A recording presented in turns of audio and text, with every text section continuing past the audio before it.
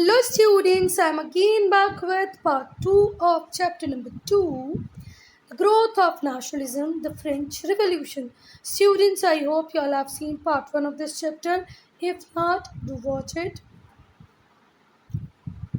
Till here I have completed everything in part 1.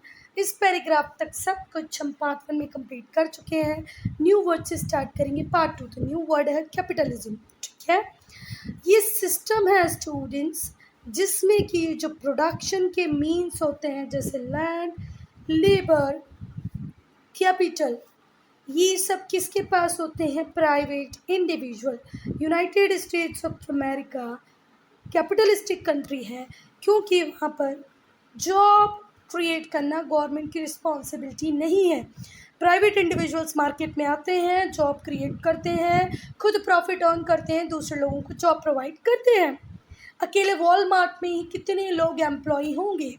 ठीक है, Walmart का ऑनर भी कमा रहा है, जो एम्प्लॉयज़ वहाँ पर काम कर रहे हैं उनकी भी अर्निंग हो रही है. ठीक है, चलो. तो ये वो सिस्टम है जहाँ means of production, land, labour, capital control और मैनेज करने का काम किसके पास होता है? प्राइवेट इंडिविजुअल्स के पास. फ्यूडलिज्म क्या है?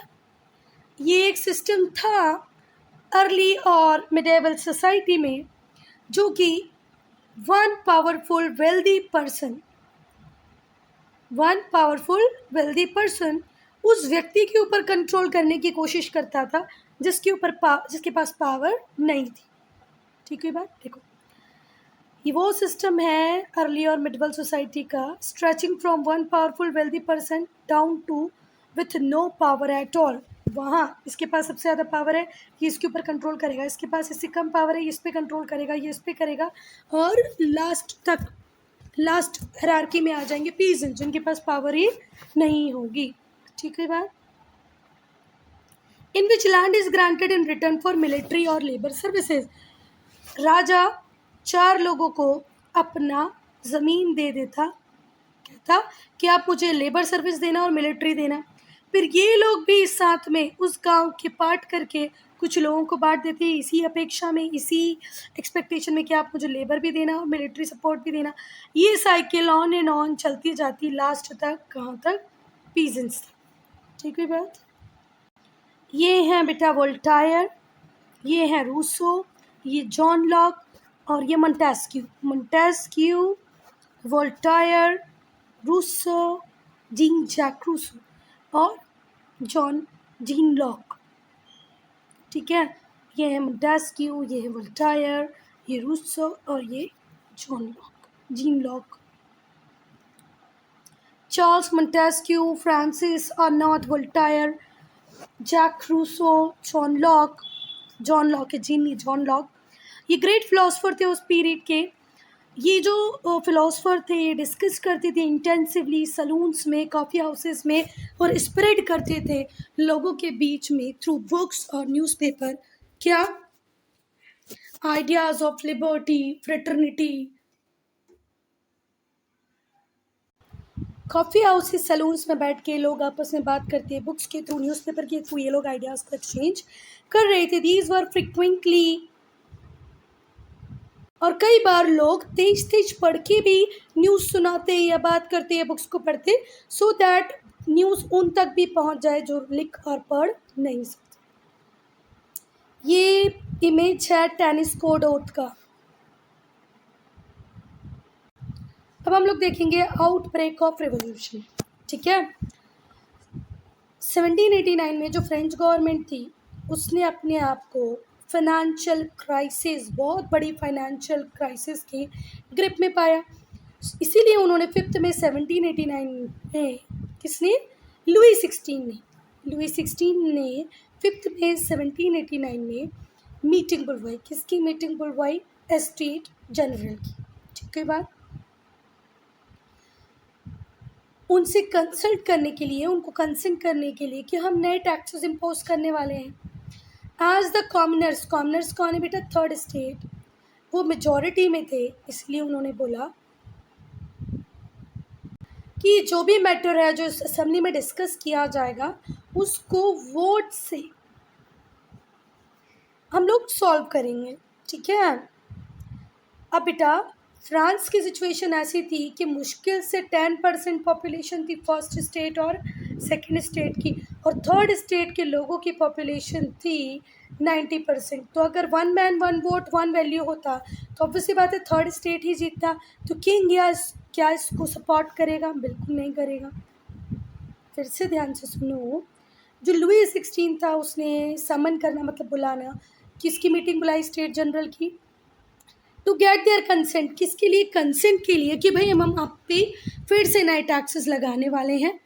ठीक है, तो जो कॉमनर थर्ड स्टेट थे वो मेजॉरिटी में थे, तो उन्होंने बोला ठीक है जो भी मैटर्स यहाँ इस असेंबली में डिसाइड होंगे वो वोटिंग के थ्रू डिसाइड होंगे।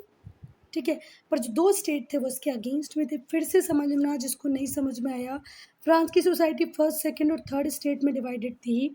थर्ड स्टेट जो कॉमनर का था उनकी पॉपुलेशन 90% थी, फर्स्ट सेकंड स्टेट मिलाकर भी 10% नहीं था, या लगभग 10% ही था। तो अगर वोटिंग होती तो कौन जीतता? ये 90% लोग, है ना। इसीलिए फर्स्ट स्टेट ने मना कर दिया। जो कॉमनर्स थे उन्होंने डिक्लेयर कर दिया थर्ड स्टेट को as national assembly, and this prove to the beginning of French revolution. और यहीं से फ्रेंच रेवोल्यूशन चालू होता है। किंग ने डिक्लेयर किया, the king declared the decision of the new assembly invalid and dismiss some of the member of third state. King ने बोला ये नेशनल असेंबली जैसा कुछ भी नहीं है भैया, कोई न्यू असेंबली नहीं बनेगी, चलो डिसमिस करो, सब खत्म करो। थर्ड स्टेट के कुछ लोगों को तो उन्होंने डिसमिस कर दिया। जो गुस्से में लोग थे ना बेटा, वो कहाँ पहुंचे? Bastille palace. बेस्टाइल पैलेस क्या था? बेस्टाइल पहले पैलेस था, महल था, पर अब इस पैलेस में राजा रानी रहते नहीं थे। अब उन्होंने इसको क्या में कन्वर्ट कर दिया था? प्रिजन, कैद, जेल में। तो ये सारे गुस्से में लोग बेस्टाइल पैलेस पहुंचे। कब पहुंचे? 14 जुलाई 1789 को। वहाँ पर जितने भी प्रिजनर्स थे उनको फ्री कर दिया और पूरी की पूरी बिल्डिंग को ज़मीन में मिला दिया, ध्वस्त कर दिया, नष्ट कर दिया। और ये जो फॉल है बेस्टाइल का, ये ही फॉल कहलाता है मोनार्की का। 20 जून को जितने भी रिप्रेजेंटेटिव थे थर्ड स्टेट के वो एक हॉल में मिले, इंडोर टेनिस कोर्ट के हॉल में, जो कि वर्सेल्स के ग्राउंड पे था।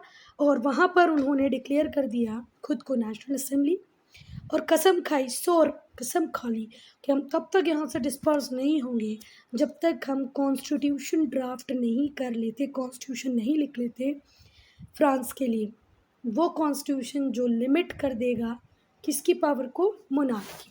कसम खा ली कि भाई यहाँ से तब तक नहीं वापस जाएंगे जब तक हम कॉन्स्टिट्यूशन नहीं लिख देते, वो कॉन्स्टिट्यूशन जो मोनार्की पावर को लिमिट में ले आएगा।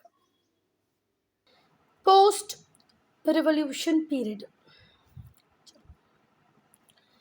जो नेशनल असेंबली थी उसने declaration of rights of man लिखा। क्या लिखा? Declaration of rights of man, और लिबर्टी, इक्वालिटी और राइट टू रेसिस्ट ऑपरेशन जैसे राइट लोगों को दे दिए। लिबर्टी दी, इक्वालिटी दी, अगर आपके खिलाफ कोई कुछ बुरा कर रहा हो, ऑपरेशन कर रहा हो, तो आप उसको रोक सकते हैं। जो लुई 16 था उसने मना कर दिया कि भाई मैं ये सारी चीज़ों को नहीं मानता। Louis 16 refuse to agree to this and so he and his family were arrested and guillotined. फिर उसको और उसकी फैमिली को पकड़ा और उसे क्या कर दिया? गुलिटनाइज्ड। बेटा इसके बीच की कहानी थोड़ी और है, पर हमारी बुक इतना ही बता रहे तो हम ही पढ़ेंगे। हुआ क्या था मैं बता ही देती हूँ थोड़ा सा। ये जो लुई 16 था, एक हाथ तो इसने कॉन्स्टिट्यूशन को स्वीकार किया और दूसरे ही दिन इसके दिमाग में चलने लगा, तो इसने ऑस्ट्रिया और प्रूशिया के साथ प्लानिंग की कि आप मेरी हेल्प करो और हम तीनों मिलके ये जो नेशनल असेंबली है इसको ख़त्म कर देते हैं। तो नेशनल असेंबली अभी अभी पावर में आई थी, क्या वो ऐसा होने देती? नहीं। तो उन्होंने उठाया राजा रानी को और उन्हें गुलिटोनाइट कर दिया।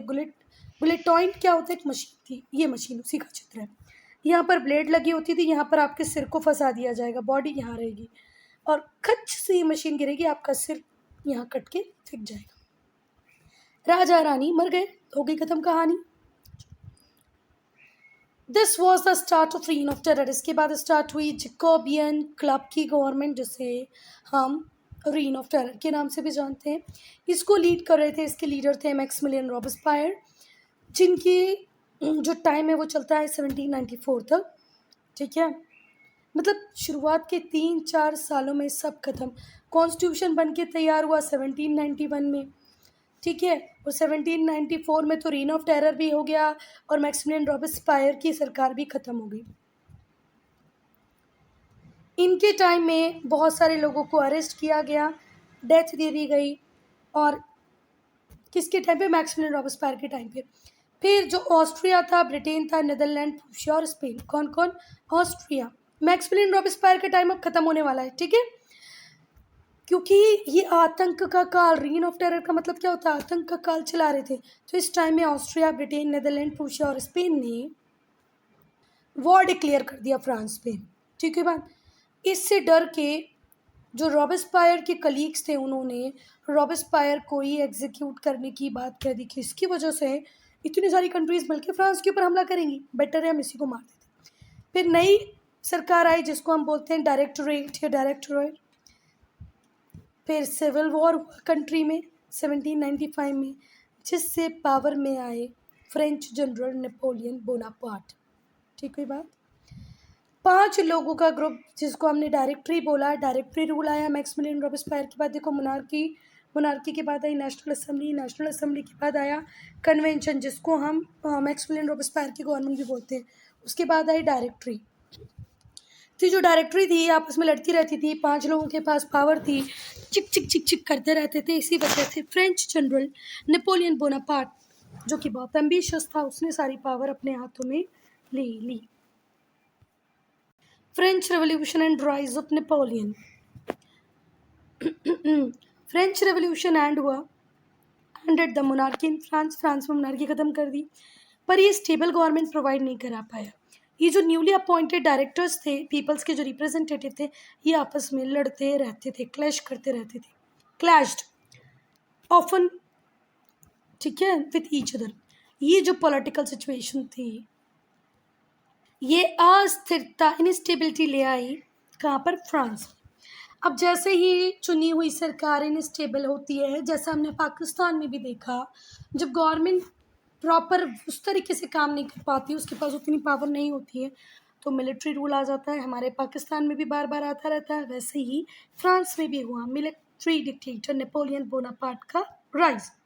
Napoleon seized political power in 1799 and in 1804 declared himself the emperor of the France। 1799 में डायरेक्टर से पावर ले ली किसने? नेपोलियन ने। और 1804 में तो इसने अपना ही राज तिलक करवा लिया और राजा बन गया। जो फ्रांस का इंडिपेंडेंस डे है उसे बेस्टाइल डे भी कहते हैं। ये बनाया जाता है जुलाई 14 को। हमारा इंडिपेंडेंस डे कब आता है? 15 अगस्त। इनका कब आता है? जुलाई 14 जुलाई को, ठीक है। इस दिन बेस्टाइल को तोड़ दिया था लोगों ने, जो कि एक फेमस प्रिजन था। फ्रेंच रेवोल्यूशन के टाइम पर 1789 में लोगों ने बेस्टाइल को तोड़ा, जो कि एक जेल था। इसी दिन से फ्रांस के लोग आज़ादी का दिन किस दिन को मनाते हैं? 14 जुलाई।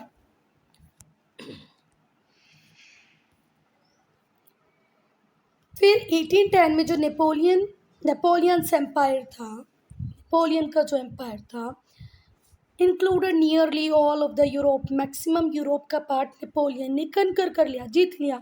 इसने बहुत सारे लॉज इंट्रोड्यूस किए, प्राइवेट प्रॉपर्टी को प्रोटेक्शन दी। पहले प्राइवेट प्रॉपर्टी को प्रोटेक्शन नहीं थी, इन्होंने प्राइवेट प्रॉपर्टी को प्रोटेक्शन दे दी। तो अब हर व्यक्ति मेहनत से काम करेगा, क्यों? क्योंकि उसकी प्रॉपर्टी अपनी खुद की होगी। इक्वालिटी बिफोर लॉ की नियम और कानून के फ्रंट में हम सब इक्वल होंगे। यूनिफॉर्म सिस्टम लेके आया वेट्स के। इन सब ने बेटा फ्रांस को मॉडर्नाइज किया। यूरोप के भी डिफरेंट पार्ट्स में बहुत पॉजिटिव इम्पैक्ट देखने को मिले नेपोलियनिक कोड ऑफ कंडक्ट या नेपोलियनिक कोड की। इन्हें सिविल कोड भी कहा जाता है, सिविल कोड ऑफ 1804 या नेपोलियनिक कोड भी कहते हैं। तो बेटा ये है नेपोलियन। और नेपोलियन एक ब्रिलियंट लीडर था, अपनी ट्रूप्स को इंस्पायर करता था, अपनी स्पीचेस से लीड करता था लोगों को फ्रंट से। ऐसे नहीं बोलता था तुम जाके लड़ो, खुद आगे जाके लड़ता था। बहुत ही इनोवेटिव टैक्टिक्स को यूज़ करता था। वॉरफेयर टेक्निक्स को इसने मॉडर्नाइज किया, कैनन का यूज़ किया, लार्ज आर्मीज़ लेके आया, ठीक है। अपने अपोनेंट को पूरी तरीके से हरा देता था। इसका जो कंट्रोल था यूरोप पे, pushed many countries into modern world, और इसकी वजह से ही बहुत सारी यूरोपियन कंट्रीज किसका पार्ट बनी बेटा, मॉडर्न वर्ल्ड का। यहाँ पर ये जो वर्ड लिखा आउटविटेड, इस आउटविटेड का मतलब होता है चतुराई से किसी को मात देना, मतलब सिर्फ सीधे जाके लड़ने से ही नहीं होता, कई बार बुद्धि का प्रयोग भी करना पड़ता है। आउटविटेड एज कंपोनेंट मतलब चतुराई से अपने अपोनेंट को बुरी तरह हरा देता था। चलो चलो चलो, अब हम देखेंगे फ्रेंच रेवोल्यूशन के इम्पैक्ट क्या हुए। French revolution was an event of great significance, बहुत ही इंपॉर्टेंट है फ्रेंच रेवोल्यूशन वर्ल्ड हिस्ट्री में। क्यों? क्योंकि इसने आर्बिट्री और डेस्पोटिक रूल ऑफ मोनार्की को ख़त्म किया, राजशाही को ख़त्म किया, और वो भी कौन सी, डेस्पोटिक का मतलब होता है निरंकुश, वो राजा जो लोगों के बारे में सोचता ही नहीं था, उसकी मोनार्की को ख़त्म किया, उसकी आर्बिट्री पावर को ख़त्म किया। It establish that people were source of power, और इस फ्रेंच रेवोल्यूशन ने बता दिया कि एक राजा हो, डेमोक्रेसी हो, डिक्टेटरशिप हो, लोग ही सोर्स होते हैं पावर का। ठीक है, लोगों का ध्यान रखोगे पावर रहेगी, नहीं रखोगे पावर नहीं रहेगी। ये जो रेवोल्यूशन था इसने लिबर्टी, इक्वालिटी और फ्रेटर्निटी के आइडिया को स्प्रेड किया, जिसने रिवोल्यूशनरी को इंस्पायर किया डेमोक्रेटिक आइडियाज़ के लिए, not only in Europe but everywhere in the entire world. इसने नेशन की बात की, जो टर्म नेशन आया ना उसकी बात फ्रेंच ने की है ना, इसको एक नया मतलब दिया। As such, a nation is not the territory of a country, but the people of country having a long and common history. एक कंट्री को नेशन से लोगों तक पहुंचाने का काम किया फ्रेंच रेवोल्यूशन में। अब कंट्री से ज़्यादा एक देश में रहने वाले लोग जो एक कॉमन बॉन्ड से जुड़े हुए हैं, जिनकी लॉन्ग और कॉमन हिस्ट्री है, ठीक है, उनमें जब फीलिंग आ जाए वननेस की, उसी को ही क्या बोल रहे हैं हम बच्चा, nation. The year following 1789 in France, 1789 के बाद बहुत सारे चेंजेस आए सोसाइटी में, इकॉनमी में, पॉलिटिक्स में, लोगों की डेली लाइफ में। जो ओल्ड रिजीम थी उसका जितना भी रिटर्न मटेरियल और कल्चरल एक्टिविटीज़ थी, बुक, न्यूज़पेपर, प्ले, उन्हें पब्लिश किया गया। ठीक है, किया गया नहीं, किया जाता था किंग की परमिशन से। पहले अगर कोई बुक बनानी हो, कोई न्यूज़पेपर में कुछ लिखना है तो किंग की परमिशन लेनी पड़ती थी, इसी को हम क्या बोलते थे, सेंसर। पर अब जब से declaration of rights of man आया, इस सेंसरशिप को ख़त्म कर दिया गया। फिर से ध्यान से सुनो बेटा, जब राजशाही थी, ओल्ड रिजाइन थी 1789 के पहले, तो कुछ भी मटेरियल को प्रिंट करने के पहले सेंसरशिप लगती थी, राजा से परमिशन लेनी पड़ती थी, मैं इस टॉपिक में लिखूँ नहीं लिखूँ, आपके अगेंस्ट में लिखूँ नहीं लिखूँ। पर अब सेंसरशिप रिमूव कर ली गई। आर्बिट्री का मतलब होता है पर्सनल विम, सेंसरशिप का मतलब होता है सप्रेशन ऑफ पब्लिश्ड और ब्रॉडकास्ट मटेरियल, जो भी कुछ पब्लिश होने वाला है उसको सप्रेस करना। So dear students, I am ending this video here only. If you have any doubt, any problem, to write in comment section.